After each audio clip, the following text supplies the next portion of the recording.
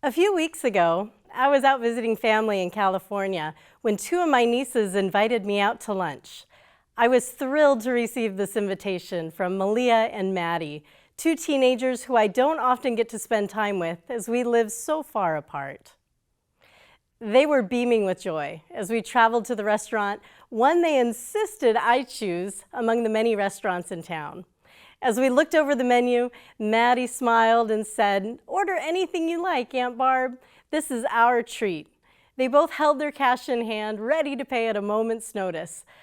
And I couldn't help but love the enthusiasm and joyous energy they exhibited in being my lunch companions that day. In their generous act of paying for my lunch that day, I could see not only their joy, but their pride in taking care of me. I cannot express how much I loved seeing them enjoy paying for this outing with Aunt Barb. The genuine joy I witnessed in their eyes as they paid for lunch that day reminded me of the many times in Community of Christ history that the youth of the church have taught us generosity and faithful stewardship. During the Kirtland period, we see children being sent door to door to gather broken crockery and glass to use in the building of the Kirtland Temple. Joseph Smith III remembered in his memoirs the times he traveled out to the stone quarry with his father to help in building the Kirtland Temple. Teenagers in the 1840s organized the Young Gentlemen and Ladies Relief Society of Nauvoo, a charitable youth organization focused on providing relief to the poor. One of their first projects was helping the Maudsleys, an English family that had recently arrived in the United States, and they needed help building their home. The teenagers quickly set out to raise funds with the community and aid the Maudsleys in building their new home in Nauvoo. The spirit of generosity continued with the youth of the reorganization. Marietta Walker, who is joining me today, was especially good at encouraging the youth to give generously to various projects that supported the mission of Christ. When the need for a missionary boat to Tahiti was introduced, the youth of the church raised funds for the presiding bishopric, and soon the Evanelia was born and headed to French Polynesia. I am holding the document that granted permission for the Evanelia's voyage from San Francisco to Papeete, Tahiti, over a century ago. Youth were there raising funds for the building of the auditorium. This artifact from the Community of Christ Museum collection is a great example of that generosity.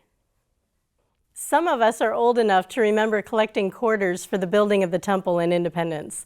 I especially remember the stewardship booklets and being encouraged to set aside money from my allowance each week for the offering on Sunday.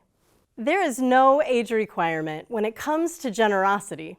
Community of Christ youth today and throughout our shared history show us the joy in working together and experiencing the blessings of community when we give generously to support Christ's mission. My luncheon experience with Maddie and Malia that day was a teachable moment for me to find that unbridled joy in giving generously of my own time, my own talents, and my own financial resources.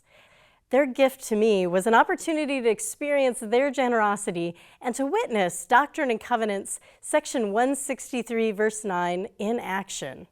Verse 9 is a timeless reminder.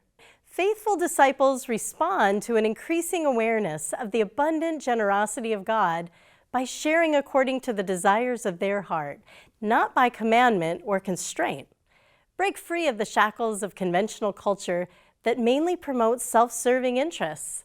Give generously according to your true capacity. Eternal joy and peace await those who grow in the grace and generosity that flows from compassionate hearts without thought of return. It is my prayer that we will continue this journey of abundant generosity with the youth of today, with hope that future generations may look to us for joyous examples of faithful disciples of all ages working together to build Christ's peaceable kingdom. Amen.